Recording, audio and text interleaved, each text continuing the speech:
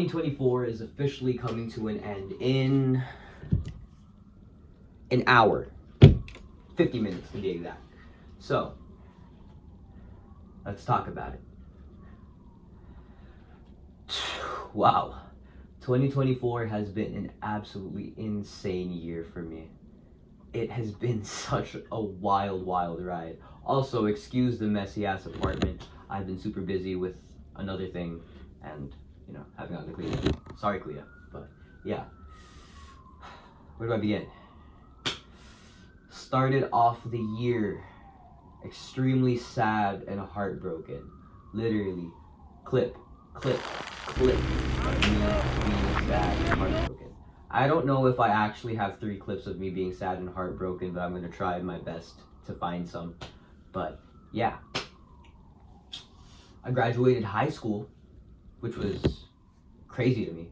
That was when I really realized that, holy shit, it's time for me to go back. Because you guys know, when I was a kid, my parents told me, yeah, you'd be going back when you get to college. You'll be doing your college here. Which was a fucking lie. I was a lie. They lied to me. Not their fault, but they lied. Out of the sadness and out of me trying to cope, started my own brand, Fearless. Check it out. Boom, because we are fearless. Be afraid of nothing. No risk, no story type shit. Exactly. But yeah, I started my own brand and then I graduated. Anyways, I feel like I lived 3 lives. Sad boy high school life. After graduating, I stopped getting an allowance because, I wasn't in school anymore. So, had to pay for my own gas. But then I realized that my mom didn't have money to give me to pay for gas. So, I got a fucking job. Called up my sister like, hey, let me get a job there. Can I get a job there, please? Why do you want to work here? How about you go work at a better place so you can get more experience? And in my mind, I was like, experience? I'm not fucking doing this shit for no experience. The fuck? I'm not getting paid minimum wage for experience. I'm getting paid minimum wage to pay for gas. Duh. But yeah. And that was a time where I slowly started moving on from the heartbreak.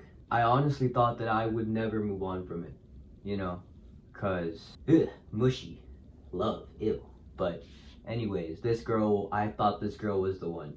She was my crush since I was in the 6th grade, and she finally gave me the chance, and we broke up. Not gonna get into the details of it, but we broke up.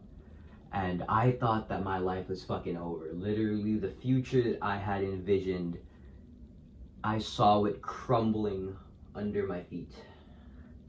And it genuinely took me over a year to finally move on from the whole thing. I'm not even fully moved on either.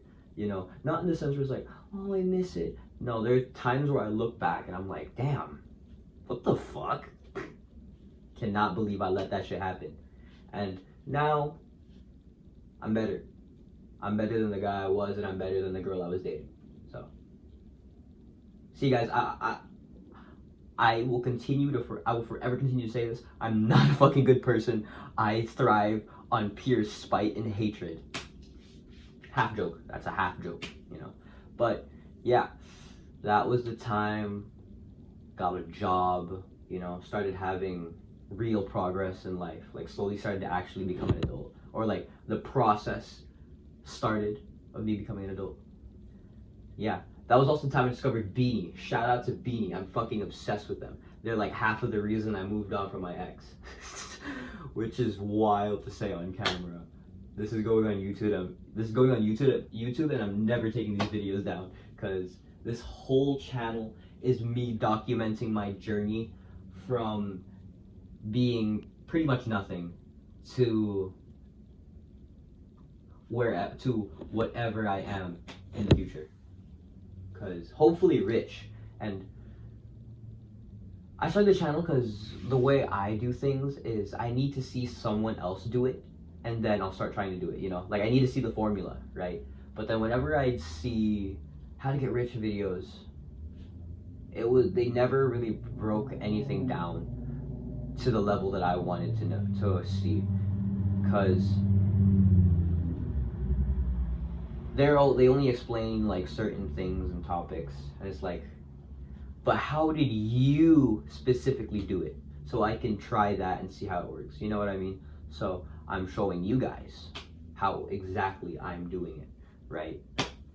Then after I got that job and finally moved on, came August, my last full 30 days in the Philippines, and I spent all of the money that I made at my job in like a week, cause I know I say I have, okay, I've never said this on the record before, but I say here that I have a clean driving record, which is false, cause I hit a guy in the Philippines with my bike.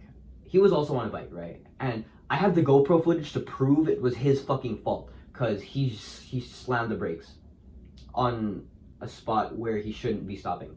So it was his fault, but then I fucking paid him 4,000 anyways, cause I felt bad. And I didn't exactly know what was happening, cause that day we were riding for like 12 hours straight. Cause yeah, and then I just paid him the money. But yeah, then moved here, and I went from living as a sad boy to a sad working boy, a sad worthless boy, a sad useless boy, to working, to becoming a sad useful boy, and then now I'm just a useful boy now. I've worked hella hard this year. It's insane. And there's been so many ups and downs, and it's been so emotionally, physically, and financially tough on me this year, right? But I'm not complaining about it. I'm extremely happy that it happened, because now that the year is ending, I can say that, holy shit, I worked so hard this year. Compared to you guys, maybe, probably not as hard, but compared to the years prior, I worked so fucking hard this year, and I didn't even realize it. Because throughout the year, I always told myself, I'm not fucking working hard enough. I gotta do better. I gotta do fucking more. But looking back on this year, how hard the year has been for me,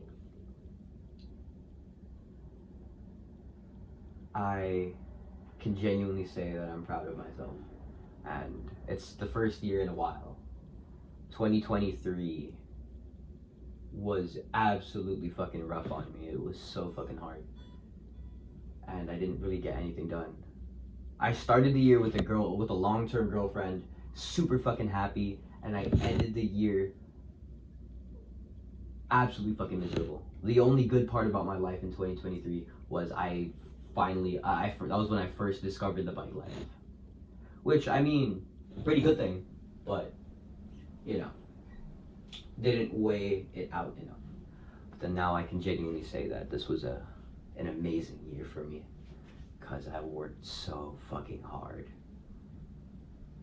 And it's crazy to me that it's ending. And 3 different lives this year. You guys may be wondering what the fuck I'm holding. This is not my brother's guitar, this is my guitar. When I was in the 7th grade, I picked up the guitar because, like I said, I had a crush on this girl since grade 6. And I picked up the guitar to seem cool, but then she rejected me, so I started doing sad boy guitar shit. And then I started playing the electric guitar. It was this pink RJ Stratocaster that was so bad. It was so bad and ugly, but I loved that thing to death. It was so bad that you couldn't play a lot of songs, because the pickups, it would just hear the open strings that are buzzing, barely even pick up the string that you're playing. It was so fucking funny. So I quit the guitar. But there was always this guitar that I drooled over as a kid. It was the Jackson JS34 Arch Dinky. And in 2017, when I came back here for Christmas, me and my dad went to a guitar shop just so I could look around, right? I look at it, I see the guitar, I'm like, oh my god, can I play it? Yeah, you can play it, man. I'd pick it up. And I thought that if I looked at my dad with big enough puppy eyes, he'd buy it for me. I looked at him, and his face, it was all over his face. It was, fuck no, he put that shit back, or I'm not buying you that shit. Like, damn. And not long after, my guitar dreams died. When I got here to my brother's apartment, speaking of my brother's apartment, I cannot express this enough. I would be homeless if my brother wasn't a good person. I'd be homeless. So thank you so much to my brother and my Ate Christine. I know I don't say it enough in person, but I'm hoping you're watching this, Kuya. Thank you so much. And no words can express how thankful I am for you. And I know I don't say it in person because I'm not exactly the best person. I'm not exactly the best at expressing these kinds of feelings because they're so real that I might just end up crying. And I don't want to deal with that. But yeah, thank you so much, Kuya and Ate. Anyways, my Kuya has a guitar. He doesn't play it. He just has it, you know. And I was looking at it, right? I'm like, huh. Since I'm learning to play the guitar again, because I started playing, since I'm learning to play the guitar again, what if I went and bought my childhood dream guitar? Which is perfect, because one of my old co-workers was selling this guitar, and this thing is brand spanking new. He said that he got it like a week before he sold it, because it was a gift, and he sold a gift, but it's a gift to me now. Sold it to me for $50, and I have an amp that's $100, and fucking whew. Now that I have it in my possession, it's not like, yeah, I mean, it is like that, but it's less that, oh my god, I have a nice guitar now. It's, this is the guitar that I always wanted as a kid, and it's not just a guitar to me. It's a symbol of perseverance in a sense, because throughout the years, ever since the 6th grade, and ever since the 6th/7th grade, I've always struggled with my mental health, right? I wouldn't say always, right? But there have been dark times, really dark times. And when my girlfriend broke up with me, that was when I almost let the dark times win. I'm not going to get too specific about it because I don't want to get demonetized or I don't want to trigger anyone else. But this is a symbol that as long as you persevere and work hard enough, dreams do come true. You know. And maybe that's just me. Maybe you guys have a different experience. Maybe you guys think differently. But my dream axe right here. It's not the best guitar. Definitely is not the best guitar. But it's mine. But yeah, 2024 has been extremely trying, and there are people that I've lost this year that I really cared about, and you know, although it's been extremely tough,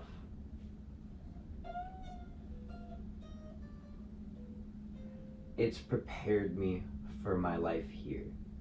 Because I think I've said before in a vlog that people in the Philippines don't exactly like me. And that's because I've always been the guy to come in, make the jokes, make people laugh, but then come home, never get any calls or texts from the same people. And I guess that's just me struggling to connect with people. And I've lost a lot of people that I genuinely cared about because I felt that they didn't care about me the same way that I did with them, or at least they didn't show it enough. And 2024 was the year that I realized that, you know, fuck it. It doesn't matter if I'm alone. I don't care anymore. As long as I'm being treated the way I deserve to be treated. And I can't exactly say that I'm the best person. I can't exactly say I'm a good person. But I can say that there are things that I deserve that weren't given to me. And I started taking self-respect over having friends. Like literally right now I can count the amount of true, like really deep fucking friendships that I have on one hand. John, Kef, Sasha, Cheska, Lester. For real. John, Kef, Sasha, Lester. John, Kef, Sasha, Kef.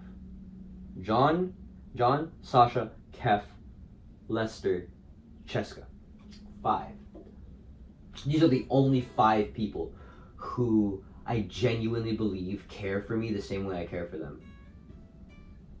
Or at least genuinely have my back the way that I have theirs. Because I've always had all of my friends' back, and it feels weird and, stuck up to say this out loud, but I think it has to be said that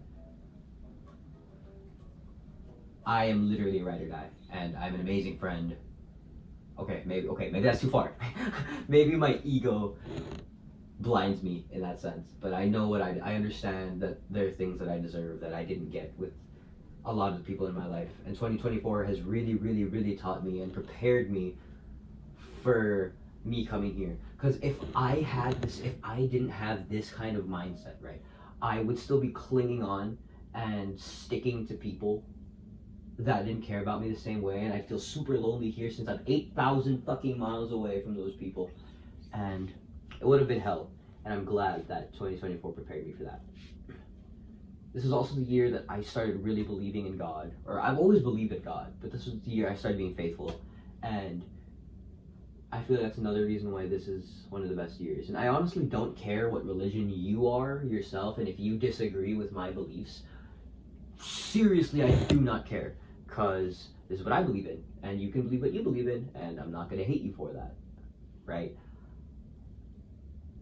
This year has had so many miracles happen that even though I have an ego sky high, like literally almost Andrew Tate level ego, I'm still humble enough to know that it's not luck and it's not pure skill. This was by God. Before I left the country, before I left the Philippines, when I was in Manila in John's dorm room, I asked God, Lord, if this journey is a mistake and this journey isn't going to get me what I think it's going to get me, and if my dreams don't become a reality, please, please, please stop me. Not just give me a sign, please genuinely stop me. And I thought he did. When I got there, the TSA was like, sorry. I met Vice Ganda. I didn't meet her. I saw her. And when I do get rich and famous, I'm going to bring this up nonstop. But I saw Vice Ganda. Anyways, the TSA stopped me. You're not leaving this airport today. I'm like, what? Why? Because your Philippine passport's expired. I'm like, what? Yep, you are absolutely not leaving this airport. There's no chance, because if we let you go, we could get fired for this. I'm like, fuck. I guess this really is a sign from God that, maybe my dreams weren't meant to be. Maybe I wasn't supposed to be a rich Filipino millionaire who goes out and helps people as a side quest and is friends with Beanie Aya. But then she called my mom and she talked to my mom, and then she comes back, the TSA agent comes back, and she's like, okay, we are going to let you go through, but you have to promise you renew your passport. I'm like, whoa, that's a switch up, but okay. And that was such a big miracle for me. And that was, me personally, I think that was God's sign of telling me that your dreams will come true, but you've got to work for it, you know. I feel like that was God's very, very, very prominent way of telling me that I'm giving you this chance. Don't mess it up. And so far I haven't. There have been a couple of hitches, there have been a couple roadblocks, but so far have not messed it up. Better check for New Year's. New Year's is in 30 minutes, guys. Anyways, to fill in the gap of my vlogs, I got a job as a door-to-door salesman. I posted that in a vlog, right?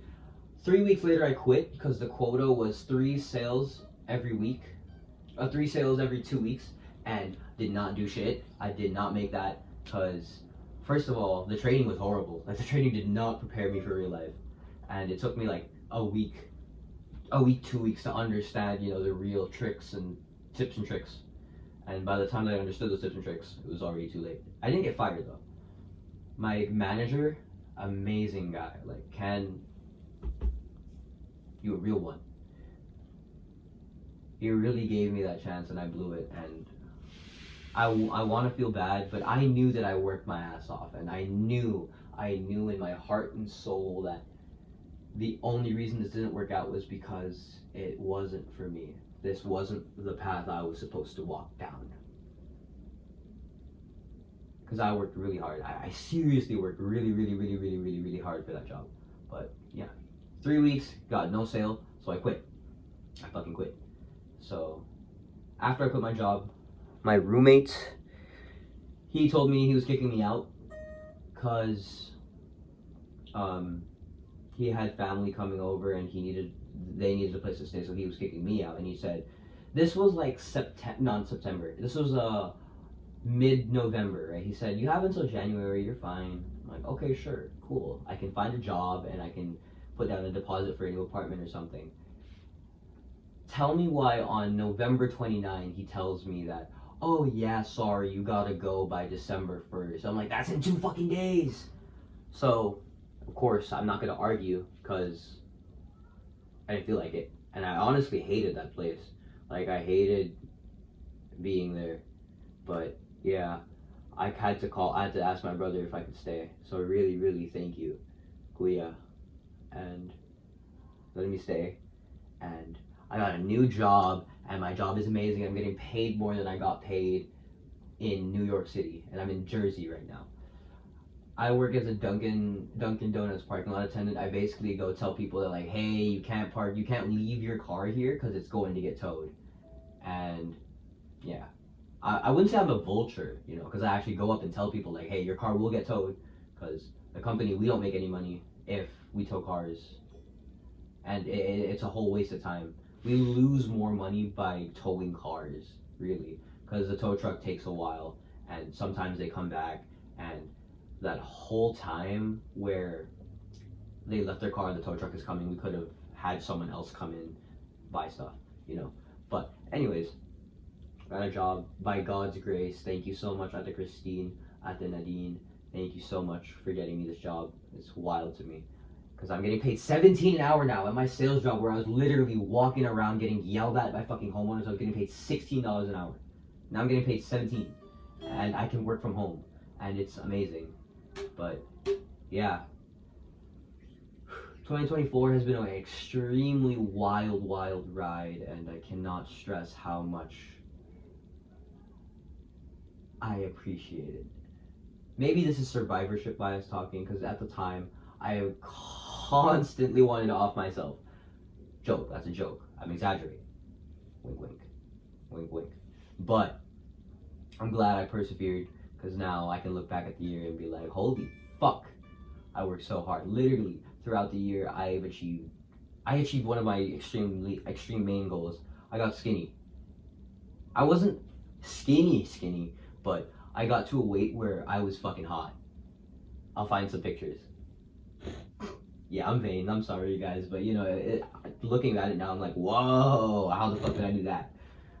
But crazy. So thank you, 2024, for everything you taught. Is my GoPro still recording? 2024, thank you so much for all of the lessons and all of the pain that you've used to teach me. And thank you for everyone who's still watching this video. Thank you for everyone who watched the video and clicked off after like 2 seconds, because that's what my analytics say you guys do. But thank you so much for everything. And I hope you guys stick around for 2025, because I have really big things happening. And I'm not just saying that, I've already got plans in motion that I'm not going to say because the devil hears me. And things have a way of not happening if I say them out loud. So, wow. Crazy year. Thank you so much, guys. Everyone who's still in my life right now, thank you guys for sticking with me. Because I know that the friends that I have, they know, they really know who I am. And they've still stuck with me. But, yeah. I guess the one lesson that the one main thing that I've realized is that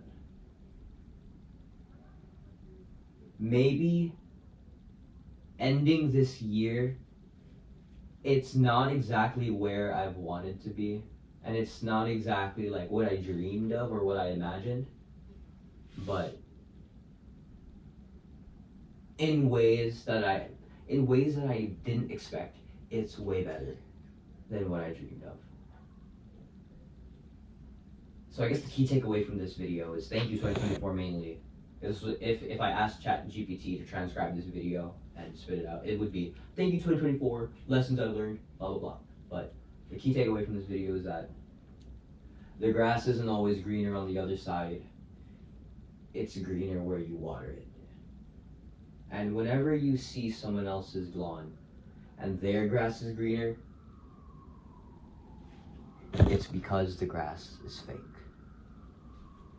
So remember, guys, always try your best. And if your best isn't enough, it means it wasn't for you. So remember, guys, stay conquering, stay fearless. By the time this journey ends, hopefully I will see you guys on the other side. Peace out.